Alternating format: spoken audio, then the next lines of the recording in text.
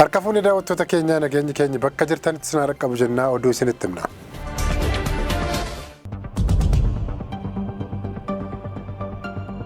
Bara 2017 bakka lakkoofsa Gi'iziitti barattoonni qormaata kutaa 12ffaa fudhatan 581 keessaa 48,929 qofatu darbe.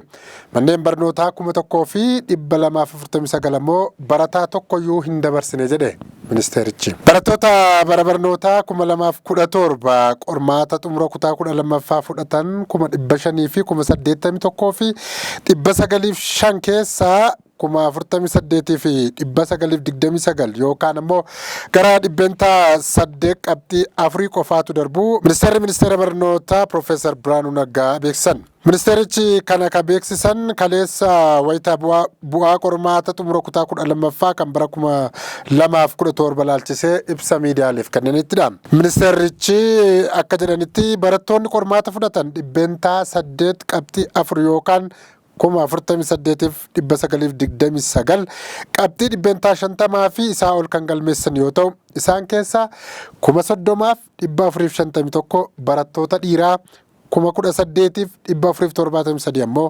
dubartoota. Bara darbe qabxii giddu galeessaan qabxii dhibbentaa 29 qabxii 7 yoo ta'u bara kana immoo dhibbentaa 31 qabxii 67 akka ta'e yaadachiiseera. Qabxii olaanaan bara 2017 saayinsii uumamaatiin galmaa'uu isaa kan ibsan Profeesar Biraanuu Naggaan barataan dhiiraa tokko mana barumsaa ifa boruu Dodolaarraa 600 keessaa qabxii 591 akka galmeessee yaadachiisaniiru.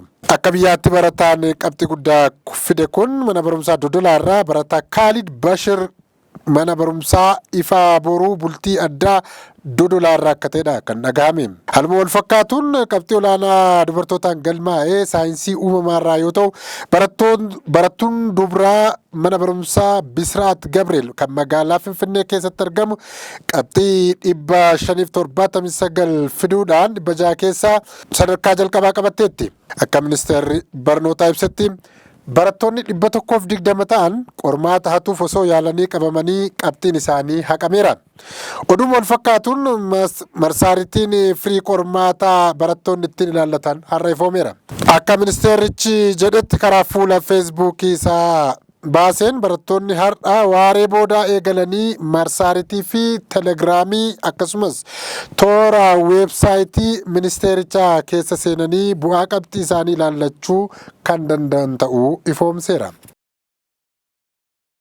Sudaanitti balaa lolaatiin namoonni 4,000 ol qe'ee qabeenya isaanii irraa buqqaaniiru manneen hedduunis manca'aniiru jedhe jaarmiyaan godaantota idil-addunyaa. Sudaan naannawaa bulchiinsa giddu galeessa biyyattii bakka alquuraa jedhamutti roobee hordofee balaa lolaa mudateen namoonni 4,000 ol qe'ee qabeenya isaanii irraa buqqaaniiru.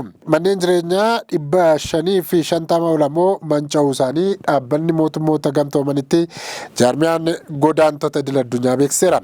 Balaan sun jimaata darbe kan dhaqqabe yoo ta'u kutaa bulchiinsa Aljeeziraa gama bahaa kan jiran qubsuma uummataa irratti miidhaa qaqqabsiiseera. Balaa kanaanis abbootii warraa 850 akkasumas namoota gara 4,250 ol ta'an qe'ee qabeenya isaanii dhiisanii godaanuuf dirqamuu isaanii jaarmichi ibseera. Manneen 550 guutummaa guutuutti kan manca'an yoo ta'u namoonni balaa lolaa kanaan qe'eetii buqqaan bakkeewwan biraatti imala akka jiranii fi gargaarsa namoomaa tattamaallee gaafata akka jiran jaarmichi dabaleereera. Sudaan bara 2023 kaasee waraana raayyaa ittisa biyyaa Sudaanii fi humna addaa biyyattii gidduutti lola gaggeeffamaa jiru yoo ta'u lola kana gidduuttis namoonni 100,000 lakkaa'aman kan du'an yoo ta'u kitilatti lakkaa'aman ammoo qe'ee qabeenya isaanii irraa buqqaaniiru. Dhaabbanni sabaahimaa hawaasummaa TikTok jedhamu haga roobii dhufuutti namni bitu yoo hin argamne yookaan waliigaltee irra hin gahamne Ameerikaa keessatti cufamuuf jedha. Dhaabbanni sabaahimaa TikTok jedhamu Ameerikaa keessatti namni bitu yerootti barbaadamaa jirutti qondaalonni Ameerikaa fi Chaayinaa marii daldalaa biyyoota lameenii Ispeenitti gaggeessuuf harree galaniiru. Marichi kan gaggeeffamu ministeera daldalaa Ameerikaa Scott Bessent fi itti aanaa ministeera muummee Chaayinaa Hii Laayifoongi wajjiniinidha. Addunyaa irratti biyyoonni diinagdee cimaa qabaachuun beekaman biyyoonni lameen kun muddamni diinagdee gidduu isaaniitti dhalatee akka nammaanneef mariin kun akka isaan barbaachise ibsaniiru. Qondaalonni olaanoo biyyoota lamaanii ji'a adoolessa keessa darbee wal arguun dhimma taarifaa irratti maratanii kan turan yoo ta'u, waliigalteen taarifaa biyyoonni lamaanuu walirra kaa'anii turan guyyoota 90 ta'u akka dheeratu godhanii ture. Doonaald Tiraamp dhaabbanni TikTok jedhamu abbootii qabeenyaa Ameerikaatti akka gurguramu yoo kun hin taane ta'e immoo akka cufamu jechaa baani. Dilbata kaleessaa gaazexeessitoota biyyattiif yaada kennaniin TikTokiin akka du'uu dhiisuu dandeenya yookaan ammoo waan ta'uu hin beeknu jedhan.